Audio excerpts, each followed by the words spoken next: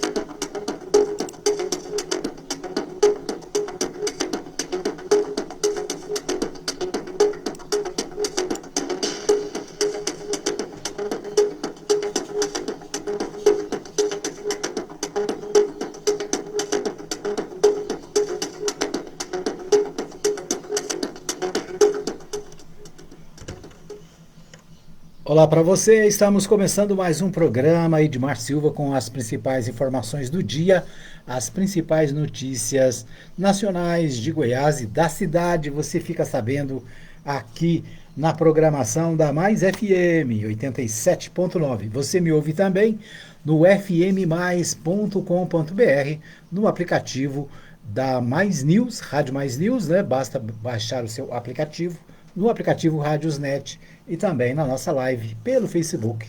Estamos ao vivo, direto dos estúdios da Mais FM, aqui no Jardim Arco Verde. Muito bem, hoje é dia 5 de novembro de 2025.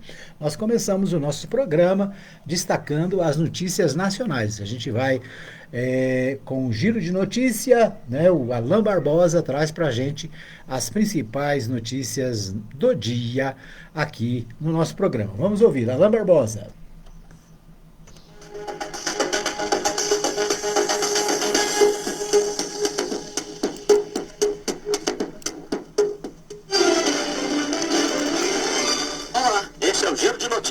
Eu sou Alain Barbosa e você acompanha os destaques do momento.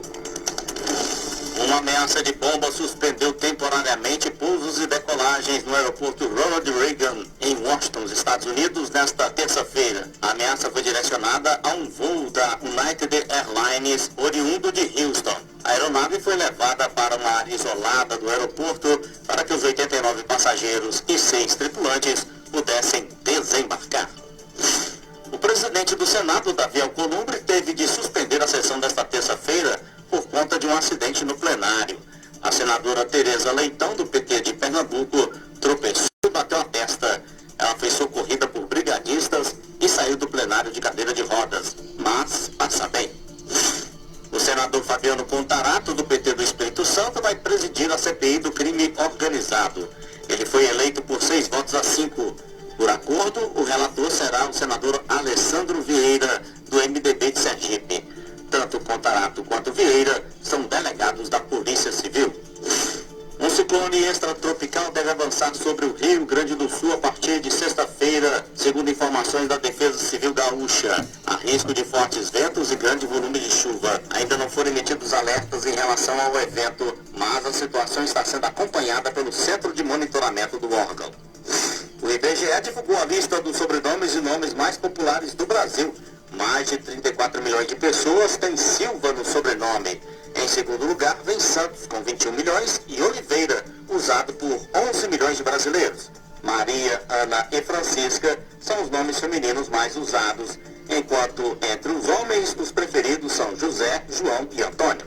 A pesquisa completa está no site do IBGE, inclusive com o significado de origem dos sobrenomes. O Giro de Notícias é a produção da agência Rádio Web, texto e apresentação Alain Barbosa, edição Marcelo Bonora e Mário Melo.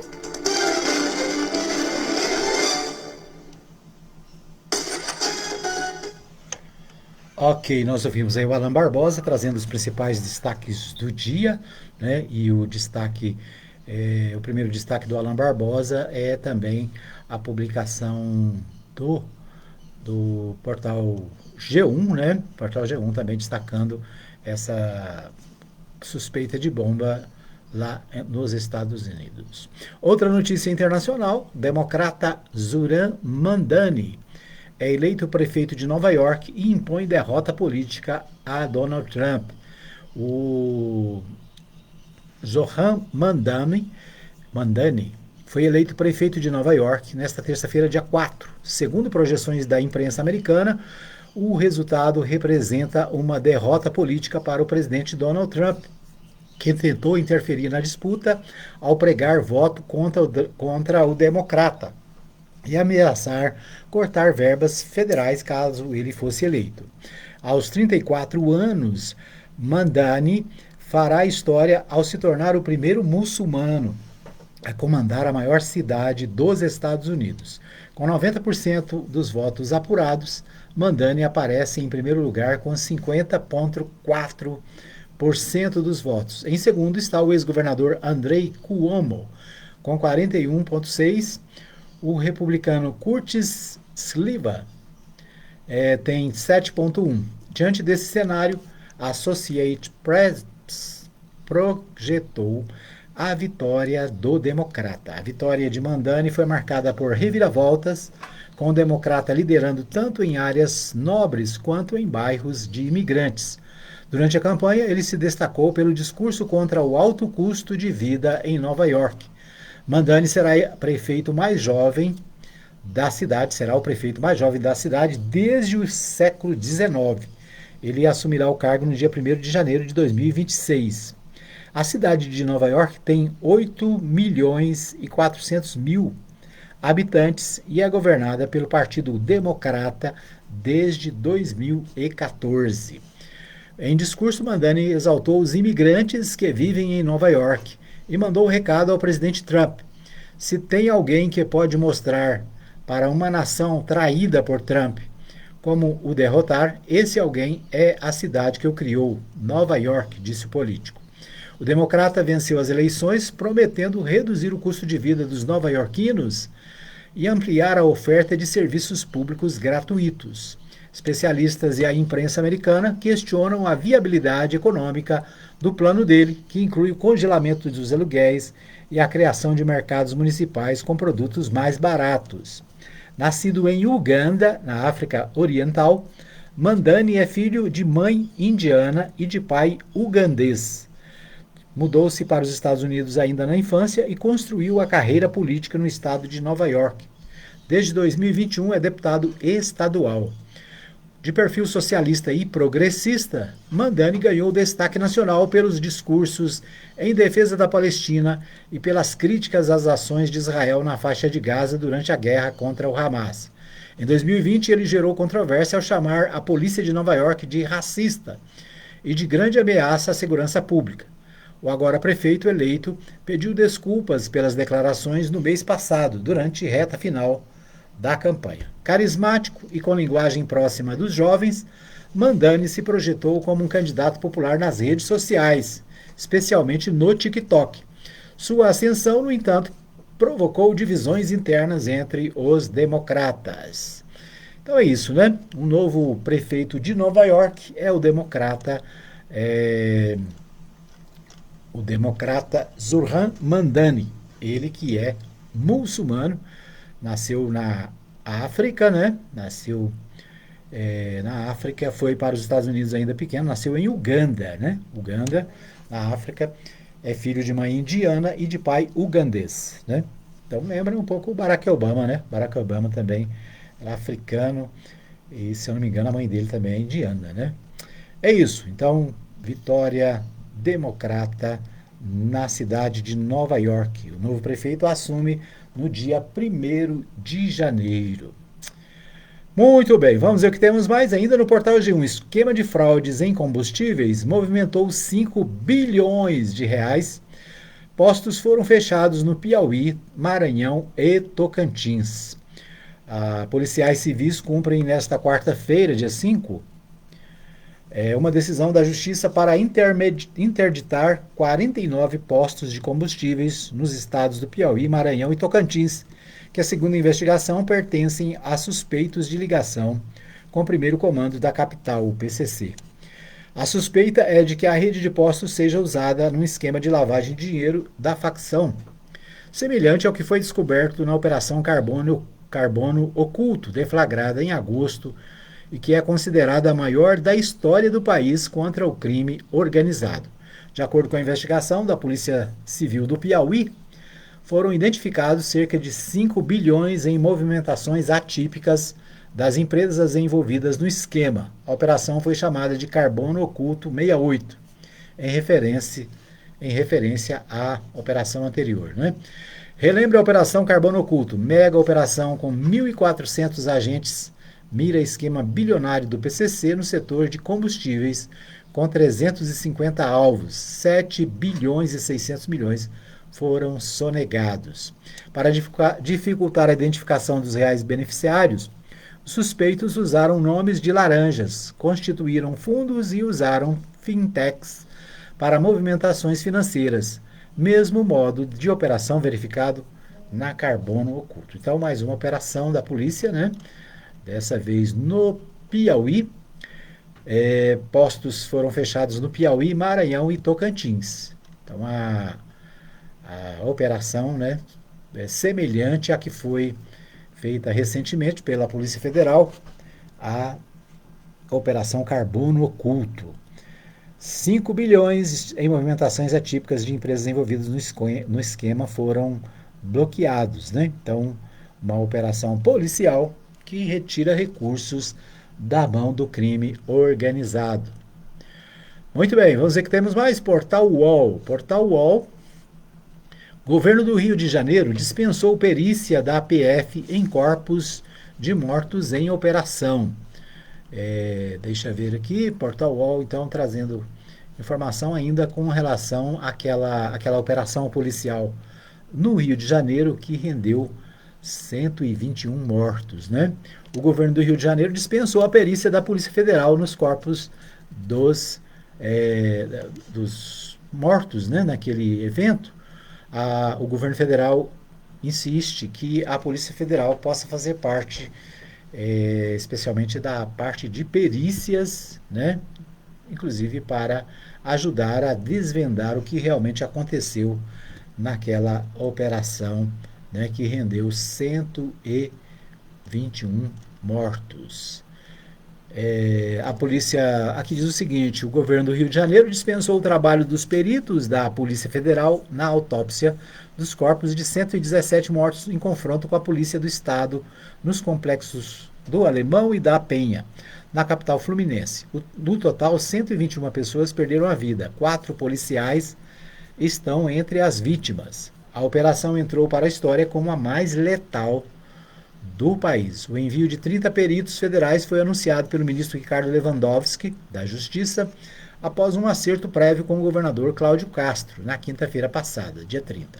Na noite do mesmo dia, porém, a cúpula da segurança do Rio informou ao Ministério de que a atuação da PF nessa frente não seria necessária. Segundo a coluna apurou, a mensagem de texto, a Secretaria, em mensagem de texto, né, a Secretaria de Segurança do Rio disse que as equipes da Polícia Civil do Rio de Janeiro e do Ministério Público do Estado tinham finalizado a necrópsia dos corpos e que, por isso, o governo do Estado e o governo federal poderiam avançar em outros assuntos. A afirmação, porém, não coincide com dados divulgados oficialmente pelos órgãos do Estado. No mesmo dia em que o secretário do Rio afirmou ter finalizado os trabalhos de autópsia, famílias de mortos na operação fizeram um protesto em frente ao Instituto Médico Legal, o IML do Rio de Janeiro, cobrando a identificação e a liberação dos corpos. Em nota registrada por diversos veículos, o IML informou que até ali havia analisado 80 das 121 vítimas. Oficialmente, o trabalho de perícia só foi concluído no último domingo, dia 2, quando o governo do estado divulgou nota com os nomes dos 115 dos 117 suspeitos.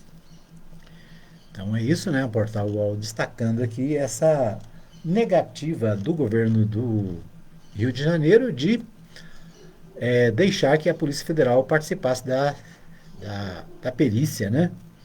Desses mortos na operação policial. Deixa eu ver o que mais aqui. Deixa eu ver aqui o que temos ainda no portal UOL. De quem foi a ideia? Como o evento Ancelotti virou climão na CBF. O CBF aqui tratando do esporte do Brasil. Vamos ver o que mais temos aqui. É isso, né? Esses são os destaques do nosso primeiro bloco. Você me aguarda um pouquinho, só um minutinho, a gente vai para um pequeno intervalo e voltamos com o segundo bloco do programa. Fica aí que eu volto já já.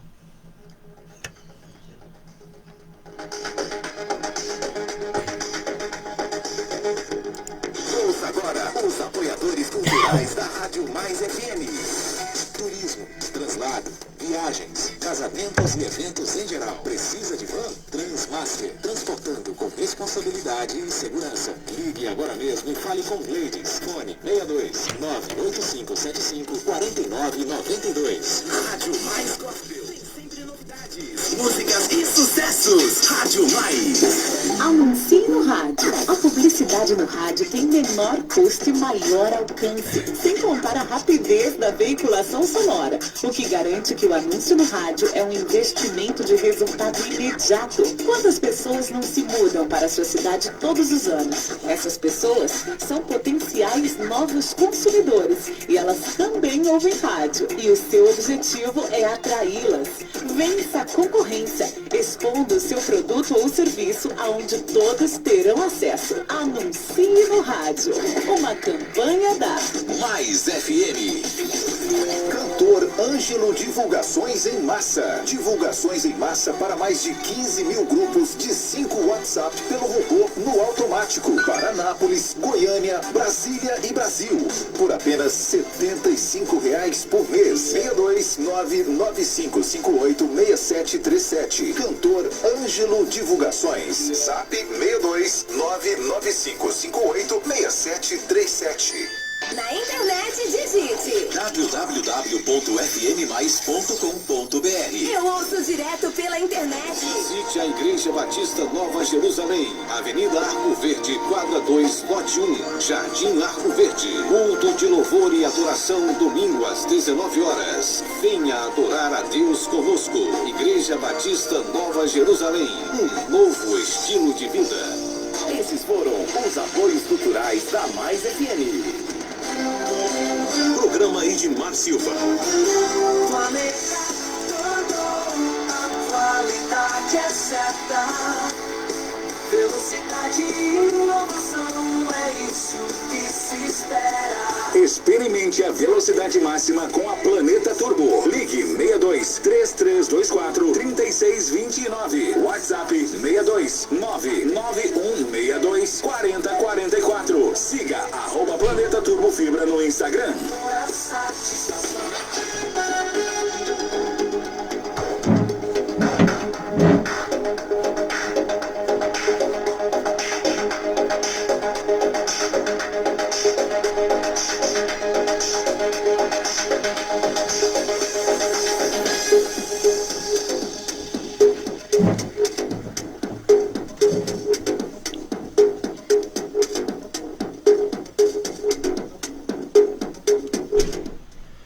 Ok, nós estamos de volta para o segundo bloco do programa. Hoje, dia 5 de novembro de 2025.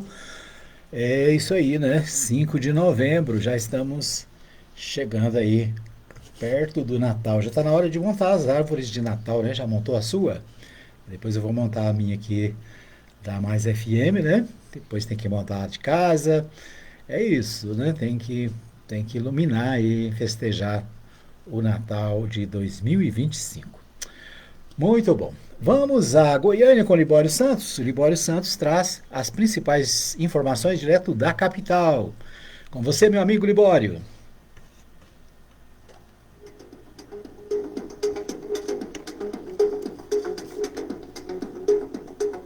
Goianos a cada ano mais endividados. Partidos políticos se movimentam em preparação para as eleições de 2026. A operação da Polícia Federal investiga envolvimento de policiais militares na prática de crimes. Eu sou Mário Santos, hoje é dia 5 de novembro, quarta-feira, e esses são os nossos destaques. Dados do mapa da inadimplência e negociações de dívidas da Serasa, divulgado recentemente, revelou que Goiás enfrenta um cenário preocupante. Acontece que mais de 2,6 milhões de goianos estão com pelo menos uma conta atrasada.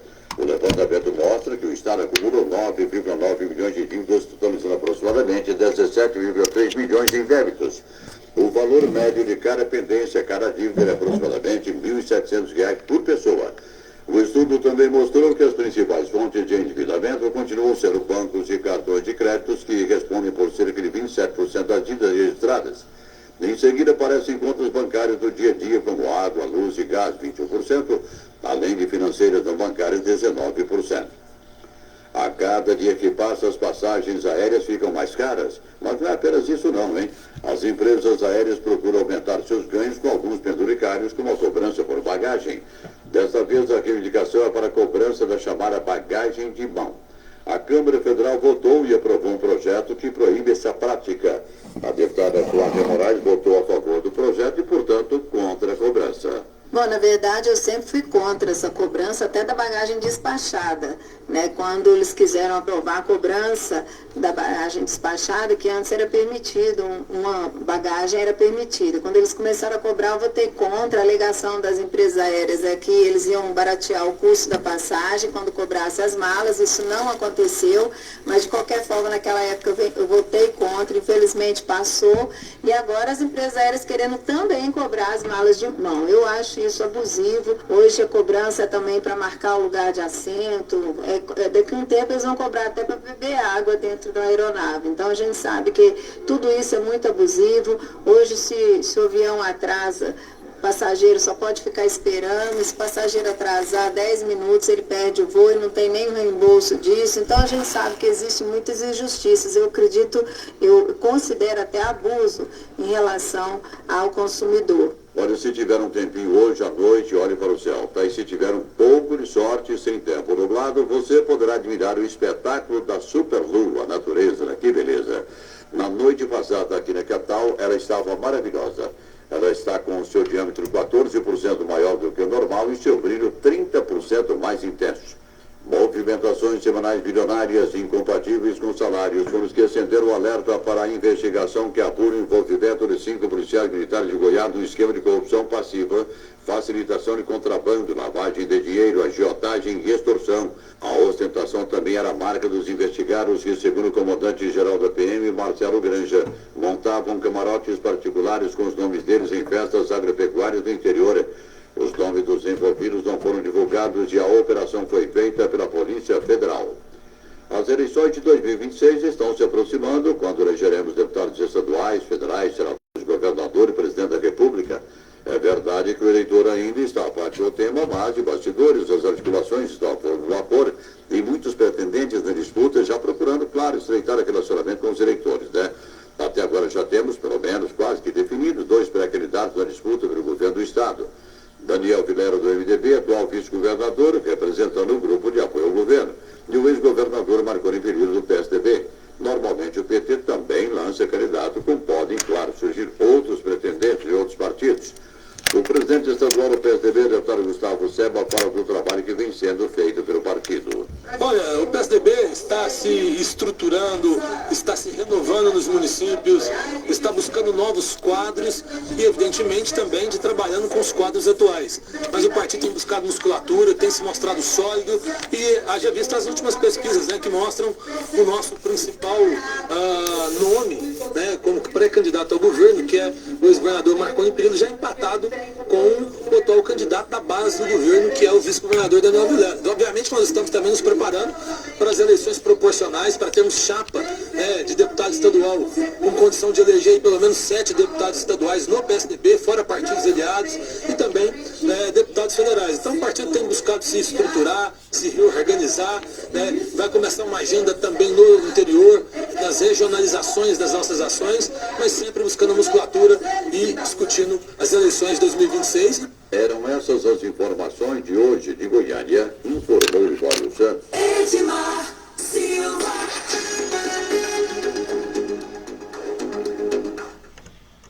Muito bem, nós ouvimos aí o Libório Santos, direto de Goiânia, trazendo os principais destaques de Goiás, né? Um destaque aí com a deputada Flávia Moraes, falando dessa questão das bagagens de mão, né? Bagagem de mão no transporte aéreo brasileiro. Então, as passagens são caríssimas, né? Como o Libório mencionou aí, as passagens sempre caras. A bagagem que é encaminhada já é cobrada, já faz muito tempo.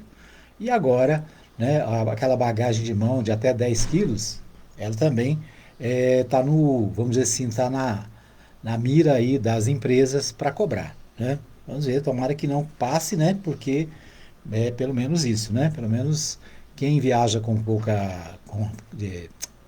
pouca tempo, né? Para ficar pouco tempo e tal, pode levar uma bagagem de mão e assim acaba economizando. Se não, né? Se passar no Congresso, o que vai acontecer, né? Mais prejuízo no bolso do brasileiro, né? Isso para quem pode, né? E tem condições de viajar por aeronaves, tá certo?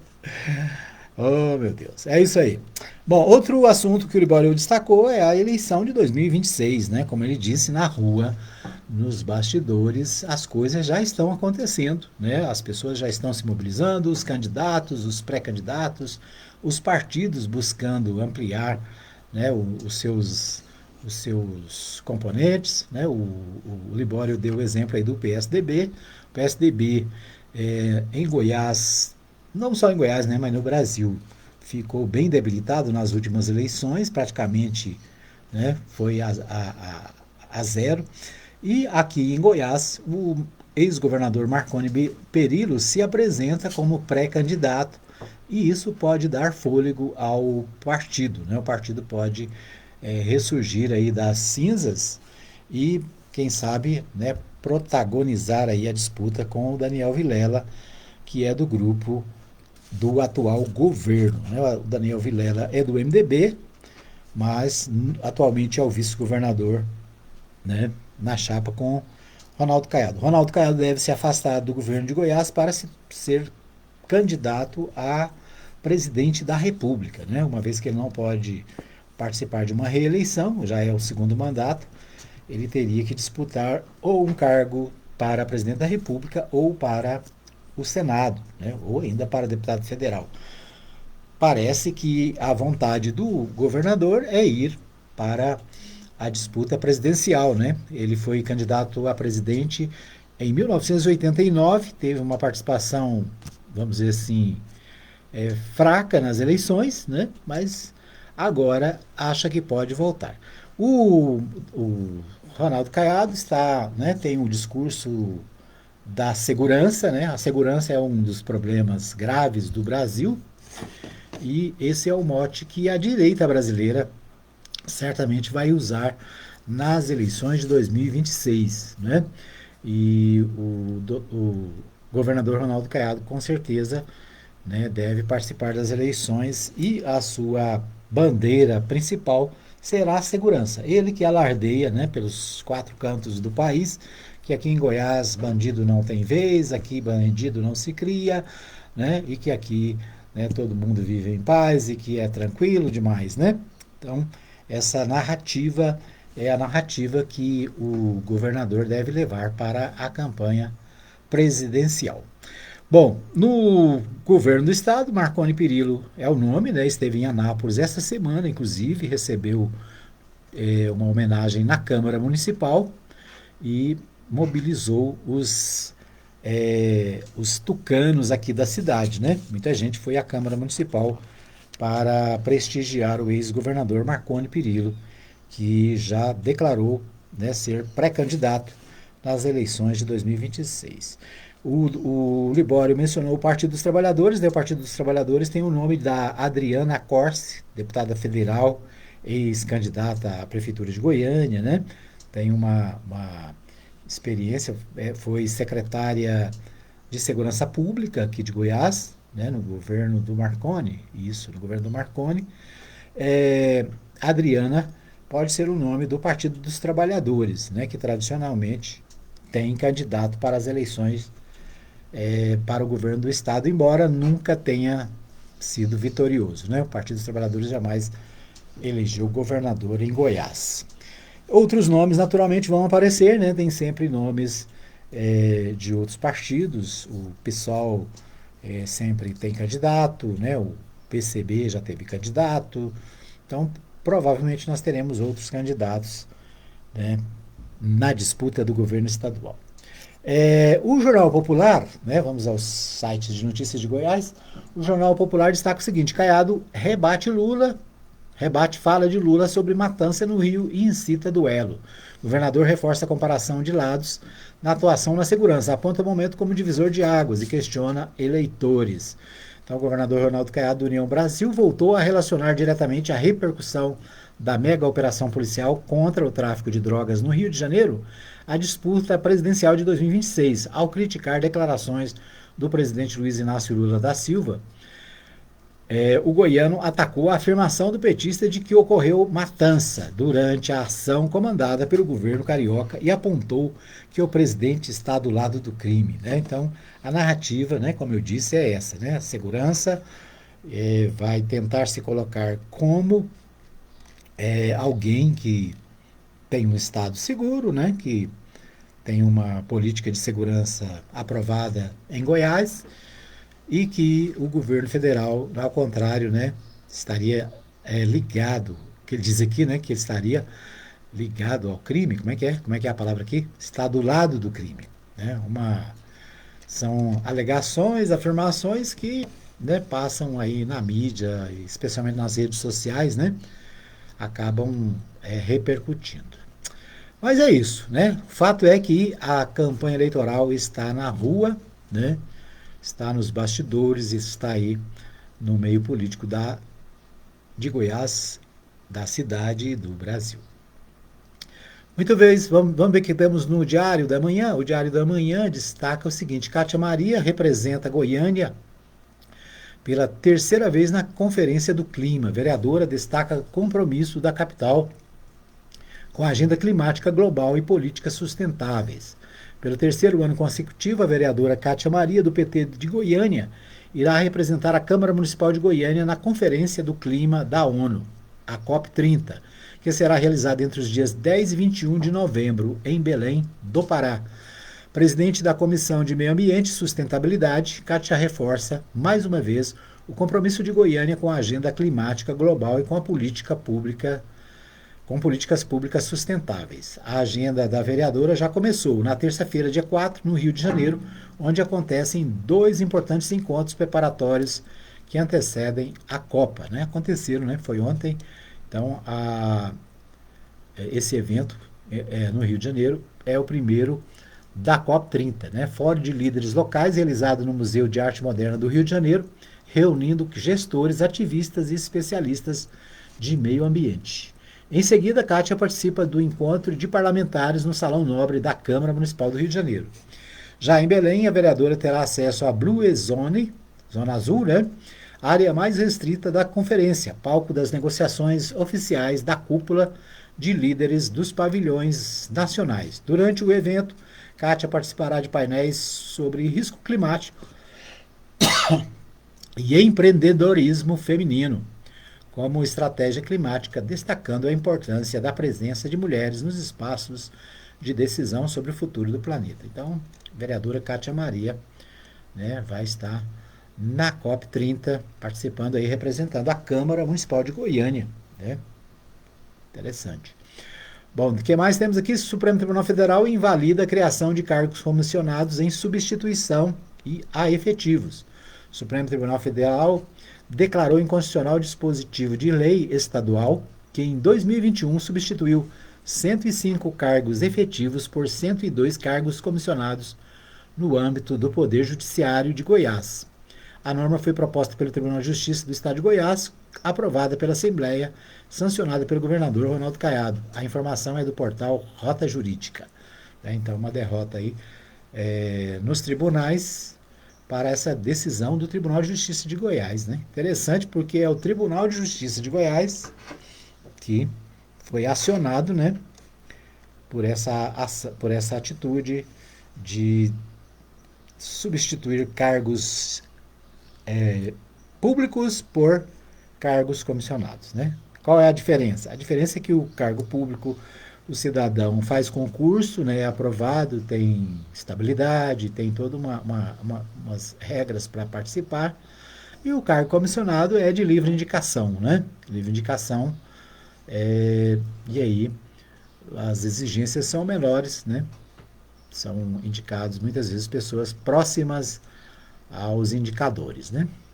Municípios alertam para o risco financeiro com novos projetos para a educação, projetos que criam piso salarial para servidores administrativos e autorizam acúmulo de funções por professores, podem inviabilizar prefeituras. É outra manchete aqui do Diário da Manhã, né?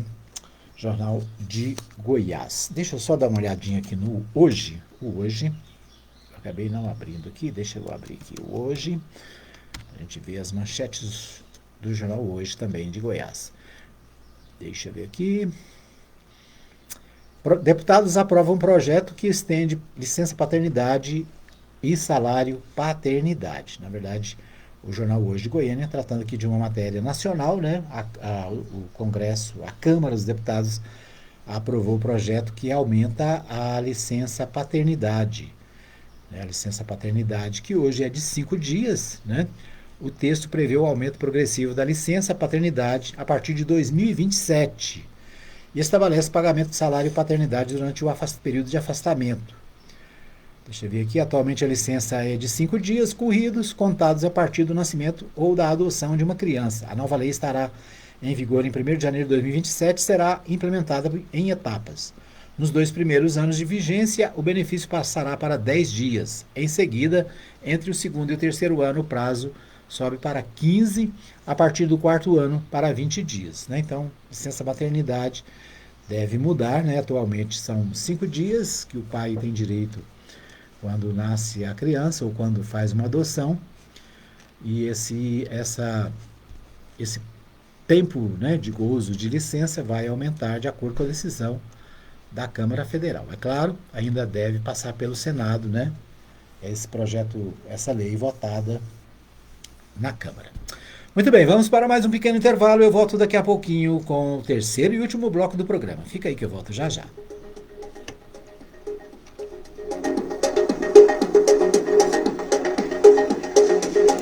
Ouça agora os apoiadores culturais da Rádio Mais FM.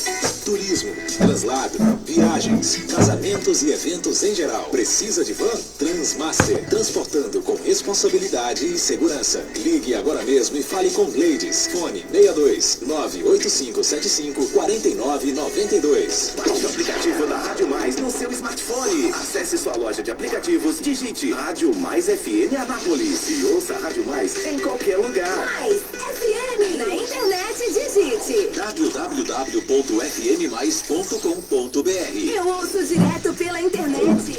Atenção, a popularidade do rádio é imbatível. Se seu objetivo é tornar sua empresa ou marca conhecida, então o rádio é o lugar certo. A abrangência de público de todas as classes sociais, a instantaneidade de veiculação e o baixo custo publicitário não deixam dúvidas de que o rádio é a melhor opção. Para vencer a concorrência, mostre-se.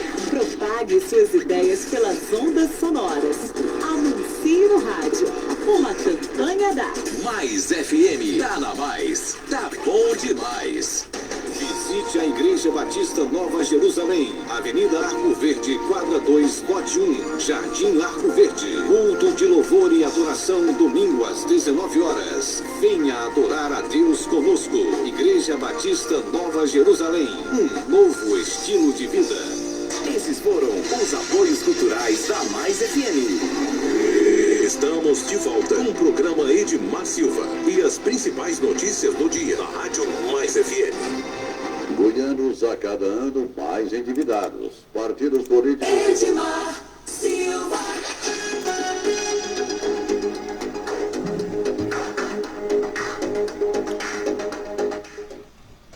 Muito bem, estamos de volta para o terceiro e último bloco do programa, né? Trazendo para você as principais informações do dia aqui na 87.9 Rádio Mais FM de Anápolis. Deixa eu só aumentar esse volume aqui que tá baixinho. Agora sim, né? Muito bem, então quero agradecer a você que está comigo na nossa live no Facebook, né? Estamos sempre ao vivo com o nosso programa. Agradecer a você que já conhece o nosso canal no YouTube. Para você que não conhece, vai lá depois, Rádio Mais FM, @Rádio Mais FM 87, tá? @Rádio Mais FM 87, você vai acessar aí o nosso canal no YouTube. Se você não se inscreveu ainda, vai lá, se inscreve, né? Nós estamos querendo chegar aos 1.000 inscritos. Temos 600 e alguma coisa, né? 657, se eu não estou enganado. Depois nós vamos checar aqui, né? Mas é isso. Se inscreva no nosso canal no YouTube. Você tem também a nossa página, o nosso site, né? O site www.fmmais.com.br. Agora não precisa mais digitar www, né? Já faz tempo. Basta digitar fmmais.com.br e você vai acessar o nosso site, pode acompanhar o nosso programa ao vivo em qualquer lugar do mundo, né? Qualquer lugar do planeta você acompanha o nosso programa. Por falar nisso, quero abraçar o meu amigo pastor Joel Vicente Fernandes, lá em Caldas Novas, né? Tá sempre ligado. O pastor Valdete em Uruaçu também tá ligado, né? Quero abraçar meu amigo Vânio, lá em Ouro Verde, né? Pessoal de Ouro Verde acompanha nosso programa também. O Vânio sempre participando aqui, deixando seus recados. Um abraço para o Dorédio, né? Dorédio Filho, lá na Vila Fabril, ele também acompanha o nosso programa, né? Está sempre aí atento às notícias da cidade, acompanhando o que acontece no dia a dia da cidade e, é claro, ligado na Mais FM. Um abraço, Dorédio, né? Compartilha aí nosso programa, tá certo? Compartilha aí pro pessoal. Muito bem, quem mais está comigo, hein? A Mariana Alva Silva desejando a todos um bom dia sob a proteção do nosso bondoso Deus. Mensagem aqui na nossa live no Facebook, certo?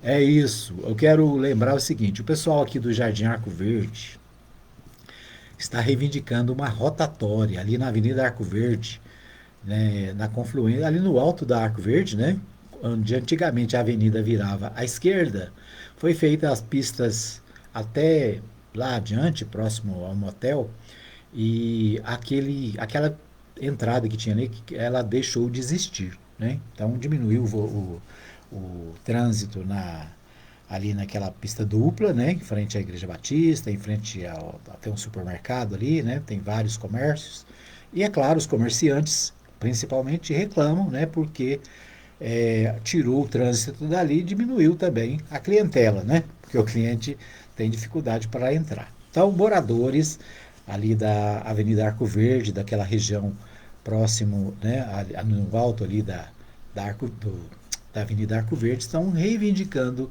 da CMTT que faça um estudo, né? Aliás, acho que esse estudo até já foi feito no passado, mas que faça uma verificação da possibilidade de fazer ali um contorno, né? De fazer ali uma rotatória para facilitar o trânsito naquela região. Outros moradores, né, menos pacientes, já fizeram lá um gato, né? Fizeram lá um negócio lá para o pessoal passar. Então, só que isso é perigoso, né? Não garante segurança e os moradores querem que seja feita essa rotatória ali na Avenida Arco Verde. Então fica aí a nossa sugestão, se você mora ali na região, só procurar os moradores, né? Assinar o pedido também, para que a CMTT seja buscada no sentido de fazer essa alteração. O pessoal da Câmara Municipal também já foi acionado, alguns vereadores já foram chamados a ajudar nessa questão, né? E depois a gente vai trazer aqui, quem sabe, os representantes da comunidade para falar sobre essa reivindicação. Outra reivindicação é a questão da iluminação, né? Na mesma pista ali, tem iluminação de um lado da rua e não tem do outro lado. Então, muito escura, né? E o pessoal reclamando também, querendo ver se há possibilidade de melhorar a iluminação ali naquele trecho, tá certo? Então é o trecho que liga a Avenida Arco Verde à BR, né? Ali, a BR 0,60, né? 0,60, 153, hein? 0,60, né? Tá certo. Ou é as duas coisas? Acho que é as duas coisas, né? 0,60, 153, elas estão juntas nesse trecho. Muito bem. Você ligado, você bem informado aqui na Mais FM 87.9. Vamos aos portais aqui da cidade. Eu começo aqui com o portal do Jornal Contexto. Deputado anuncia nova central de flagrantes e projeto para Batalhão Maria da Penha. O deputado estadual Coronel Adailton esteve na manhã desta terça-feira, dia 4 de novembro, na Câmara Municipal, para uma prestação de contas do seu mandato, em especial as ações voltadas ao município, né? O deputado estava sendo criticado esses dias, várias matérias, criticando as suas emendas parlamentares, né, para outras cidades. Segundo matérias, ele estaria dedicando mais recursos para Corumbá, para, o que mais? Bela Vista? Algumas cidades aí, né? Mais do que para Anápolis. Então gerou um certo ciúme aí, né? Então ele foi à Câmara Municipal, ele diz o seguinte: na reeleição para o cargo, no pleito de 2022, ele aumentou seus votos cerca de 120%, passando para 25.602. Em Anápolis, o deputado teve 6.102 votos no pleito de 2016 e no ano de 2022 passou para 9.610, com aumento de quase 50%. Então, praticamente, quase dobrou, né, os votos aqui na cidade. Na sequência, o parlamentar destacou algumas das ações de seu mandato em prol de Anápolis, uma delas em conjunto com outros deputados com base política no município. Hamilton Filho do MDB, Antônio Gomide do PT e Vivian Naves do PP, com o presidente da Alego, Bruno Peixoto, destinou 2.600.000 para a aquisição de um tomógrafo na Santa Casa. Além disso, ele citou que, inspirado na Patrulha Maria da Penha, que nasceu em Anápolis, ela foi institucionalizada em nível estadual, com a criação de batalhões em Goianésia, Cidade de Goiás, Rio Verde e Águas Lindas. Coronel Adailton pediu o apoio dos vereadores para o projeto de trazer para Anápolis esse batalhão especializado. Também tendo como inspiração a criação da Procuradoria da Mulher na Câmara Municipal de Anápolis, o deputado disse que ajudou a consolidar a Procuradoria da Mulher na Assembleia Legislativa.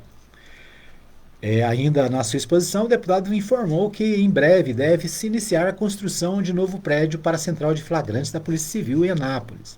A unidade será edificada em um terreno localizado próximo ao CASE, na Avenida Brasil, e, segundo informou, o recurso para essa obra já está assegurado pelo governo estadual. Por fim, o coronel Adailton fez o apanhado sobre emendas que ele destinou para o município, totalizando cerca de R$8.400.000 distribuídos na área de saúde, educação, área social, segurança e para entidades e instituições como Santa Casa, APAI, Maternidade Doutor Adalberto, INSEB, né, antigo Sanatório Espírita, e outras instituições da cidade, né? Então, prestação de contas do deputado estadual Coronel Adailton, né?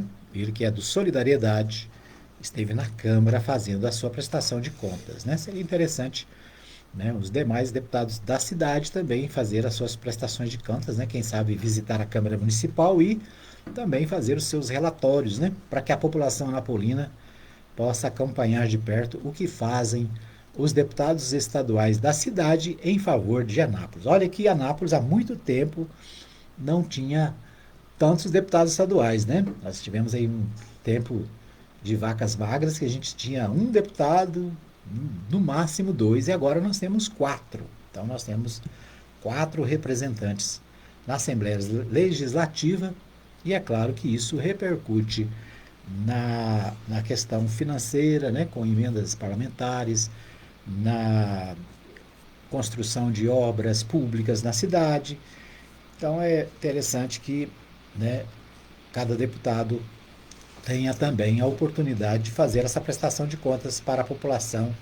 E a Câmara é o melhor lugar, né? A Câmara é a casa do povo, é onde estão os representantes da comunidade, né? Nós temos aqui na Câmara de Anápolis, tem uma muriçoca me perturbando aqui, né? Sai pra lá. Não pode ser da dengue, né? Então a Câmara, fazendo a parênteses aqui, né? A Câmara é o local adequado, porque é onde estão os representantes da cidade, é onde a comunidade tem acesso, é onde também, né, o discurso político da cidade reverbera para os meios de comunicação. Então tá aí, né? A prestação de contas do deputado. Fica a nossa sugestão aí para que os outros também possam ter essa oportunidade, né?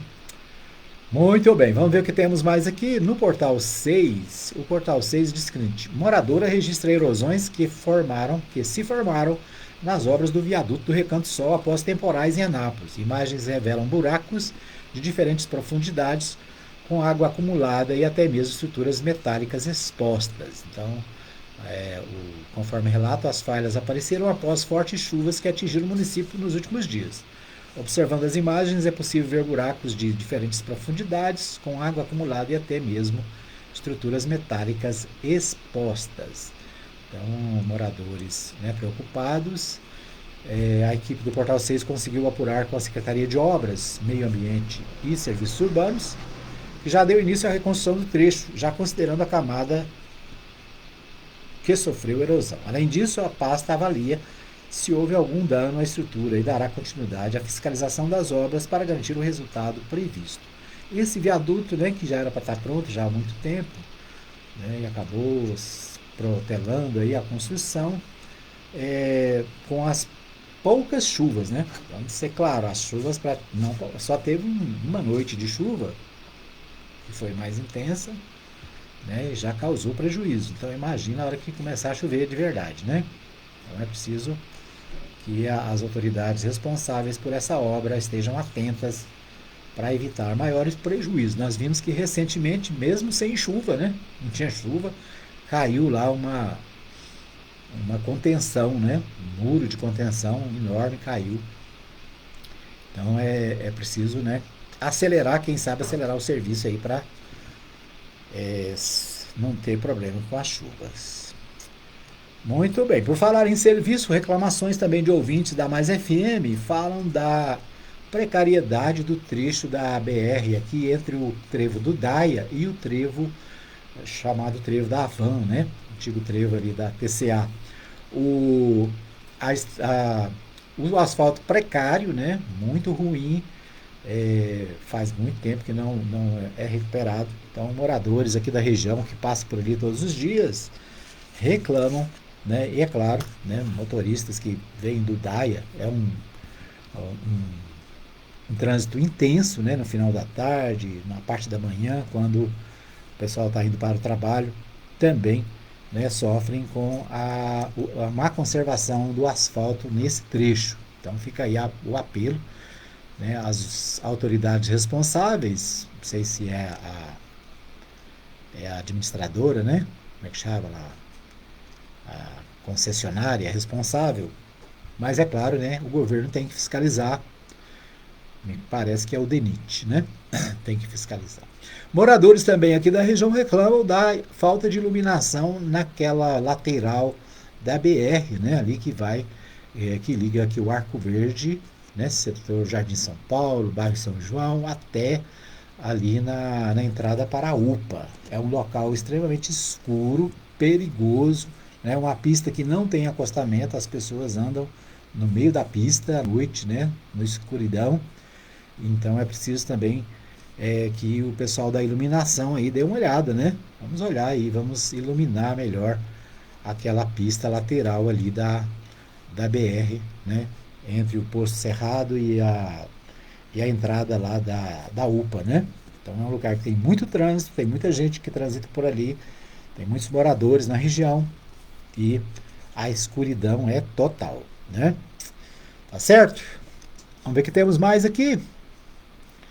Deixa eu ver aqui. O pessoal do Anápolis Diário destaca o seguinte: Polícia Rodoviária Federal apreende mais de 50 quilos de cocaína e arma em ônibus na BR-153.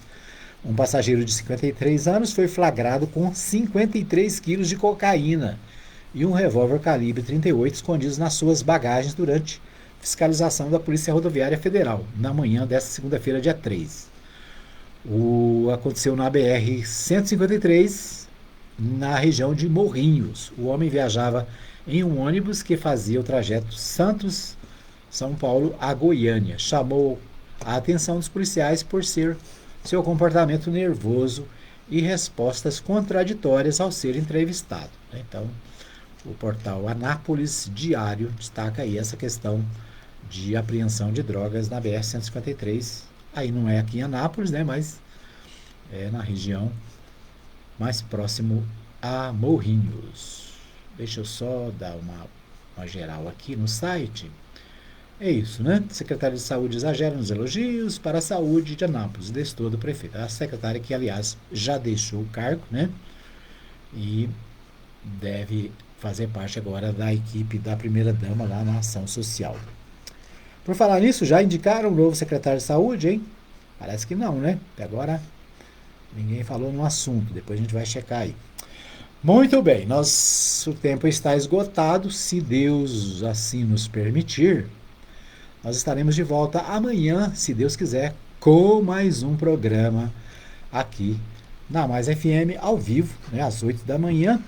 E a nossa reprise ao meio-dia e às 21 horas. Você ligado, você bem informado aqui na 87.9. Obrigado pelo carinho da audiência. Até o próximo programa. Que Deus abençoe sua vida.